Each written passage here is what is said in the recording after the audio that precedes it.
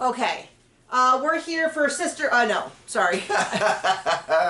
It's a sister-wife heavy existence right now. The show is popping off. Don't forget to come and watch our sister-wife recaps of season 18 on Mondays. We are having our rewinds, our rewatch on Thursdays, and we have a Patreon where you can watch us watch it live. It's like those reaction videos we watch on this computer. You can see the episode. It's not a substitute for watching on your own, but if you want to see our live reaction to watching the show... It's way more entertaining than watching on your own.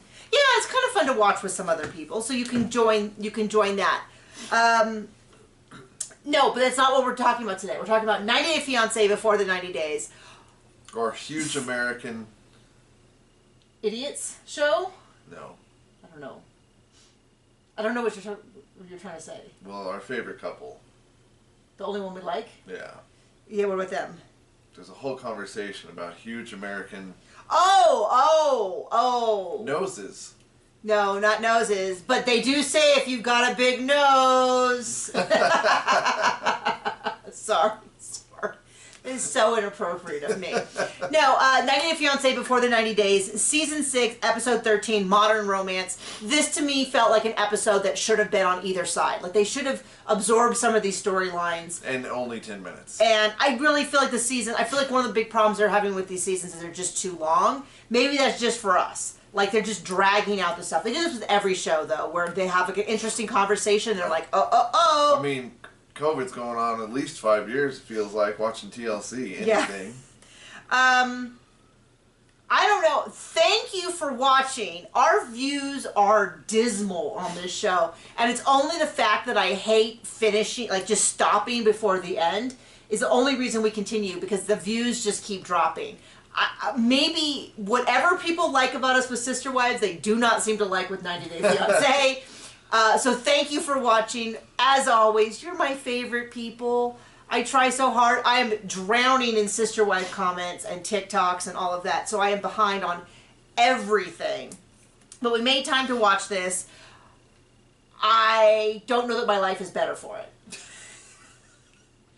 Jasmine and Gino throw out the whole couple. I'm going to start there. So let's start with the first fake couple. Jasmine and Gino... I am beyond not caring because I want them to break apart so bad. And it's like, even when there's a huge revelation that normally I'd be like, oh my gosh, this is so juicy. You know there'll be no consequences from it. So it's like, what does it matter? This is kind of why people stopped watching Sister Wives, because for years and years, Cody and Robin would do awful things, and you'd be like, they're going to be so mad, and then nothing would happen, and it was like, well, there's no point in watching this. Until they started leaving, yay, and the kids started calling him a loser, deadbeat dad, yay! I'm very sorry for them, but yeah, I'm glad they're calling a spade a spade. What do you want to say? So let's start with, other than the couple, the most glaring contradictions. Which is her appearance? No, well, okay. I mean, I guess you got me there. But no, when he first came to Panama and saw the apartment he was paying for, as they described it, and now in this episode, he's not paying for it, and she wants him to pay for it, and he doesn't want to pay for it. But he's already paying for it. I'm really confused by that, because I thought when he arrived, he was paying for it, and then now he's paying for it, and I understand there was something like... There's something going on that we missed, and I'm not going to rewatch the whole season to figure it out. But she gives him this massage. She wants to make things so good because you're doing so good, which I don't believe. And then she starts with the apartment, and then he gets really mad. And on one part, I'm going, he should be mad because $3,000 for this luxury estate apartment, which frankly looks like more like a do you think they made vacation hotel room. Do you think she made the sex tapes with Judy Brunch? What's his name? Dane?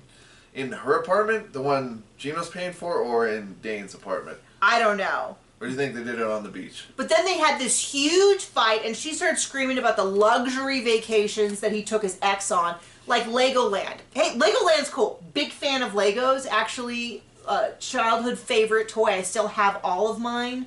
Original train tracks, the whole thing. My dad threw out mine. I'm sorry, baby. And I have a whole bunch of ones that I'm really excited to do with my son. He's just getting to the age to where we can do Legos, but it involves a lot of one-on-one time. And it involves us doing Legos. Well, except when he wants to put a Lego on, and then nothing else can be done, even if it's in the wrong spot. Yeah, and so we're getting to that age where it's gonna be really super. But like all the sets that I have to do with him are like 5,000 piece sets, and he really needs to work his way up to those. So maybe I think maybe this next winter I'm gonna get out a set of anyway. But I'm going to tell you, Legoland is cool. Legoland is not a trip to the Maldives. This is not a European vacation. It's not, I mean, it's expensive, but it is not $3,000 apartment expensive. But you took them to Disneyland, you took them to Legoland. Both of those things would be less than $3,000, including hotel, food, and air traffic. Like, it might be exactly $3,000. But she's just screaming and screaming and screaming and screaming. And I just cannot be bothered because I know the exact cycle. She's going to scream, she's going to yell, she's going to say terrible things. He's going to be a little upset. She's going to... She asked him if he wanted to see... Well, hold on. Oh, okay. We're not quite there yet. I'm there. I'm okay. past there. I'm almost there. Over Hold on. But we know nothing's going to matter. And so they bring us back to this fight. She's screaming, and then what does she say? She says, do you want to see my sex tape I made recently with... my ex-boyfriend, Dane, who I love. Who gave it to me the best ever, and we were just like a month ago, effing very recently. I have the tape. You want to see the sex tape? And this is why I go, okay, that should be a deal breaker. So Will it be a she's deal? a loser for that and money grubbing, and he's the loser for staying with the loser, and also showing her pictures to other people. You know what? That is wrong. You should. That is revenge porn. It is always wrong. One relationship. At this point, I'm not even sure if it's real because now it just goes. Is this all a storyline? Because this does not seem like a real couple. This doesn't make any sense. You know, people say that she lost her job because of him. I don't think she did. I've heard people say that she came in and she quit because she. Oh, you were playing for sugar babies. Let's see. What sounds more realistic? She found a rich American and quit her job. Told everybody that, or got fired from her job from... Well, it doesn't even make sense because if he showed her picture to his ex-girlfriend, how would the school even know? His ex-wife. It doesn't even make sense unless the ex-wife created a website, which, to be clear, I am not saying she deserves to have her nudes shared. That is never, ever the case. I'm just saying none of this makes any sense. Just go to her sugar baby website. Or OnlyFans or something. I'm just saying none of this makes any sense. It wouldn't surprise me because she's lied so many other times that didn't even happen, but he seems to say it would happen. But if so, I'll tell you how you deal with it. You dump him last season when that comes out. So none of this matters to me because it seems so fake and ridiculous. It doesn't make any sense. Like if she's really boffing her ex, well then yeah, but we know what's going to happen. They're going to make up. She's going to say that she said it because she was angry. He's going to pay for the apartment, and they're going to keep going. He's going to say, I'll pay for the apartment, blah, blah, blah, because he always gives in to everything, always, and first. And then I'm going to be like, okay, they're two losers. Because we know she's in Michigan. People have spotted her in Michigan with him. So we know it continues. And if there are things, if there's a big competition of all the things I don't care about, and there was a competition to see which of them I care about less, Gino and Jasmine might win that competition of things I don't care about. Because I care about a lot of things. Speaking of things we don't care about. I don't know, pick one. Amanda. Oh, the worst. She is so mean. I don't know. I think Jasmine's got her beat, but she's pretty awful on her own. Yeah, no. I mean, Razvan has done nothing. He has not shown her nudes around, so we do not have that balancing point. He seems to genuinely like her. It seems like they had a long conversation about this idea of him coming to America and him becoming an actor. And all of a sudden, she's like, "You're not even a fraction of the man that Jason was." Here's the deal. When John and I were courting.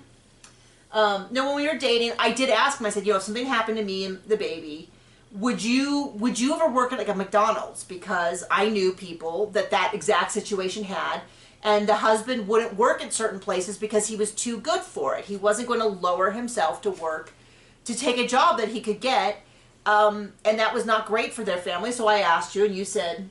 whatever it takes. I mean, family first. So I am not against the core of this issue, but it feels like what he's saying and I believe him, is like, well, we discussed this. Like, why are you suddenly acting like this is news? We've discussed this a bunch of times. And then there's no reason to start screaming about how her dead husband is... Who's still dead.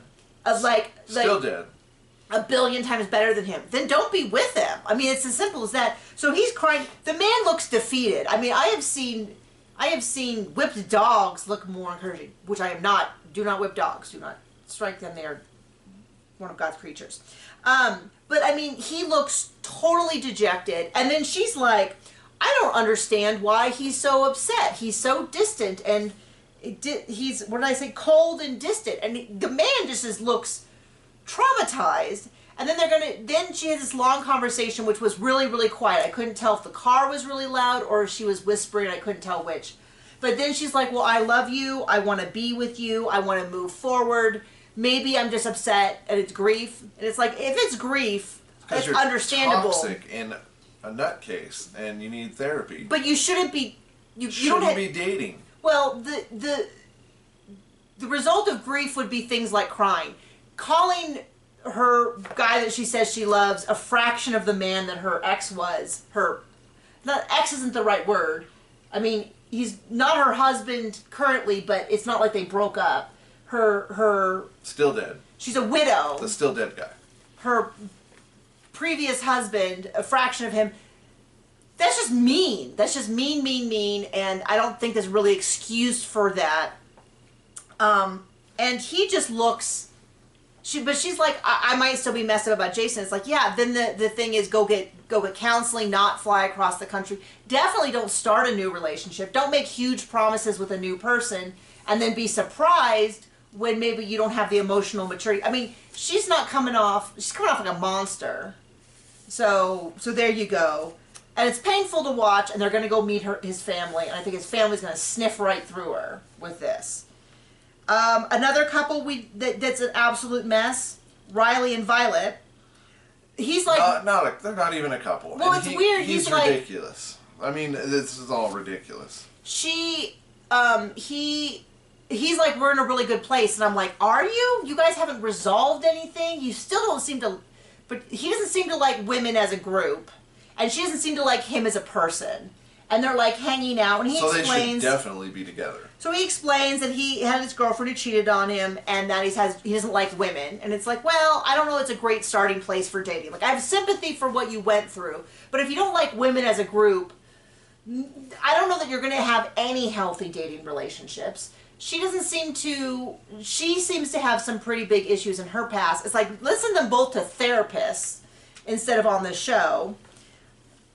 And then he decides to tell her that he got a private investigator, and she's really hurt. And then he's like... that he was considering hiring a private investigator. And I already said my share with that, which is you do it before you arrive, and then you say, here's the deal.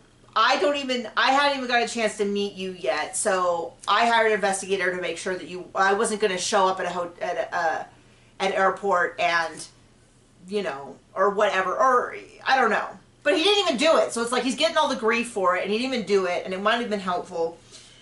And that was it. I mean, it was such a weak episode in terms of content for a couple of these couples. Speaking of which...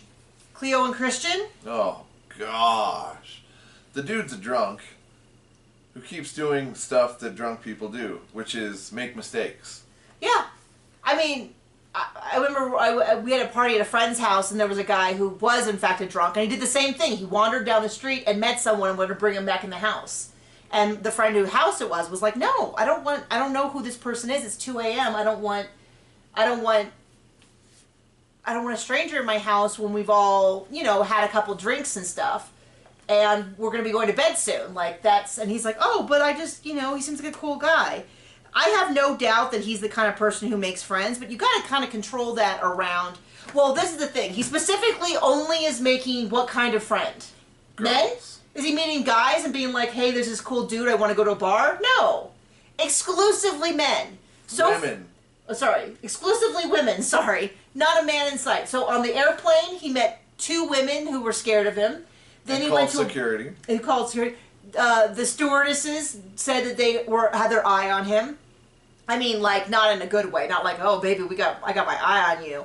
But in a, like... we might have to land the plane early and disembark this passenger forcibly. Because he's a drunk. Yeah, more like we don't get any more liquor because you're a problem. So his pickup line with the new girl at the bar was, I haven't had a drink in 3 days. I have a hard time believing that.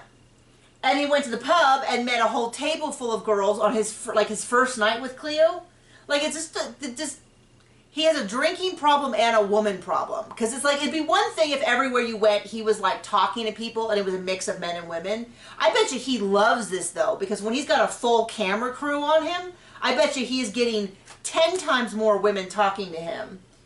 Like, if I was someplace and a guy with a full camera crew came up to me, I would not hit on him. And I don't think these women hit on him either. But I would feel a little maybe safer if I was at a bar and someone came up and I'd be like, what is this? Than I would if some strange listing American dude came wandering up to me with his receding hairline. So it doesn't make any sense. But he's out of the pub alone. I'm guessing she had school or something. He meets some gal whose body language and does not seem thrilled with him. That's the other thing he does seems completely incapable of understanding, is that these women are not that into him, and invites her to Thanksgiving. There's some Thanksgiving. Thanksgiving with an Italian who's in America? No, not in America. In the UK, they're celebrating Thanksgiving. Well, I guess it's something to do for the TV show, but it's just weird. I don't know. That seems like... Anyway. Enough of them. I don't get... This is the thing. Boring. I want more couples to root for. So then we get to Misha and Nicola. We had the big cliffhanger about whether or not his family was going to accept it. And what was the jokes we were making? Beggars can't be choosers. The dude has been on the shelf for 50 years. You are probably not going to be... If he got a 20-year-old virgin, I would say that would be... How much did he pay? Well, it'd be an unhealthy dynamic. Like, he needs to have a peer, and he is clearly not some... This is not George Clooney, who also at least picked a world-renowned lawyer who was somewhat close to his age, as opposed to, like, a 20-year-old. He's not pulling a... he is not going to be pulling a Leonardo DiCaprio, only dating girls under 25. But they come to the family. He's got the family there. He's got the mom there, the brothers. He's been painting this big picture about it. And the brother goes, well, where do you know her from? And he's like, well, she became Catholic. She posted about Jesus. I met her on Facebook. A couple years after that, we started dating. And now I'm hoping we get engaged. And they're like, wow, you haven't said anything for 6 years? And then she says, can you tell your mom and ask her how she feels? And the mother's like, I'm happy. Tell her that I'm happy. And then they're like, well, there's some big news here. She's divorced and has 2 kids. And then she's like, I don't care. I mean... I would just like to see him get married before I die. Yeah, she's like... Like a sane person. Yeah, she's really much like, no, I figured that, honey. I would like my spare bedroom back. Can you get him out today? Yeah, can we get this show on the road so he doesn't die alone? And I have to be 150 and still paying, still making his meals. Mom does not care. The brothers are a little bit like, I don't know why you didn't tell us for 6 years, but... they were more like, are you okay with her not being a virgin? Because this has been a big part of your thing. And they're like, we don't care. I mean, this feels very, very anticlimactic in the sense of like, yeah, everyone... It's always funny to me when they go to another country and there's lots of talk about culture. And then you meet the family, and the family's like very, very, I wouldn't say American, but very much like, oh, that's how I would have felt. Like, oh, he's 50. He has a beautiful girl that's his age that's interested in him. Yeah, oh, she's divorced. No biggie. She's got 2 kids. Yeah, I guessed when you said divorced that she had been married before. Like, I remember I was 29 and single, which now seems like a baby to me. So young.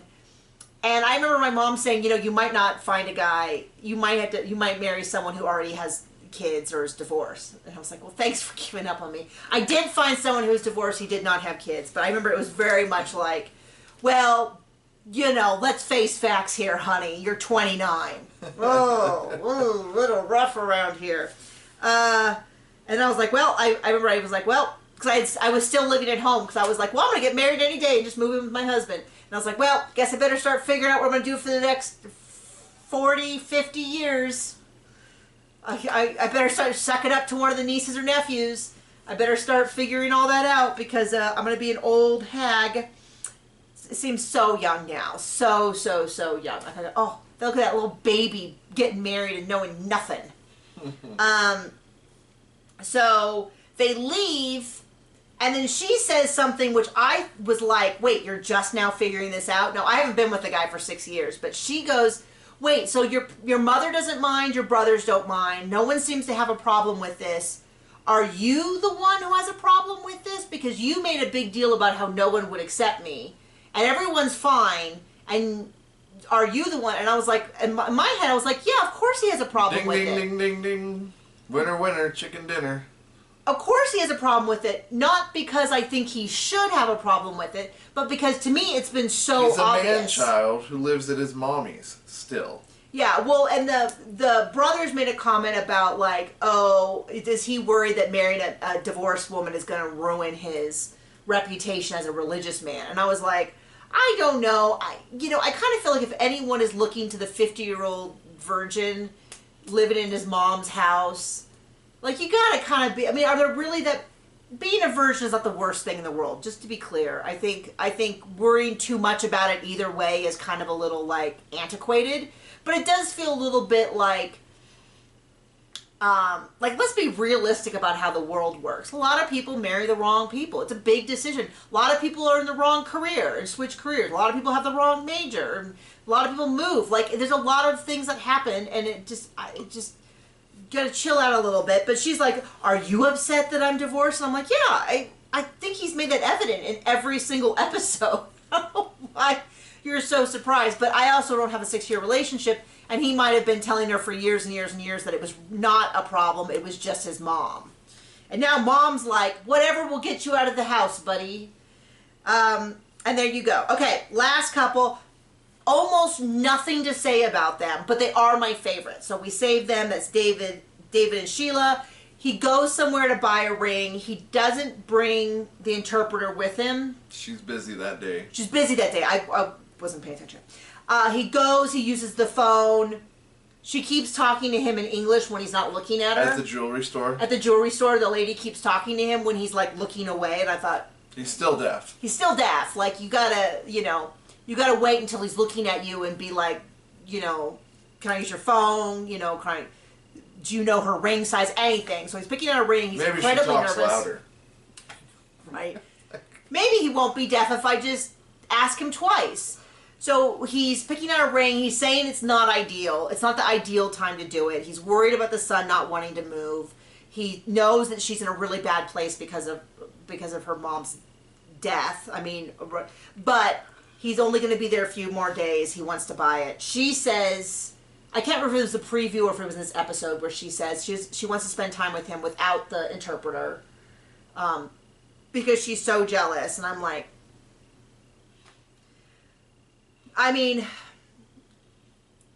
they're all lovely women, but it's a little ridiculous to be that jealous of the interpreter, but whatever. I mean, but here's the thing. They're not going to have an interpreter with them always, so it's not bad practice for them to experience what it would be like when she moves to America. Correct? Okay. Fair? So he gets the ring, then they go on this long bus trip, van, whatever. And they very, very, very nice looking place. Yes, absolutely. They talk a lot about how big his What did they call it before? Donuts and bananas? Banana. That he has an extremely large American banana. And that she has a very tiny donut. And in the ride over, he says, yeah, let's, what are you looking forward to? He's like, this, that, making love a lot. And then that's where that comes up. And then she's like, I don't know if I don't know. So that's there. If you watch it, if you want to, if you're more interested in that conversation, because I'm not. You can dive right in, and that's about it. I forgot to detect the time. Okay, that's about it. We have 3 episodes left. We are going to try our hardest to finish the season. I don't know if there's going to be a tell-all or not. I don't know if we're going to make it through the tell-all. It's 2 hours. We're swamped with sister wife stuff, but thank you. It's 2 hours. They took 2 hours for all that we just told you. And it should have been, we did it in 25 minutes, but it could have been done in like 10. Thank you so much for watching. As always, you're my favorites for sticking with us through this. I hope you have a wonderful day. Bye!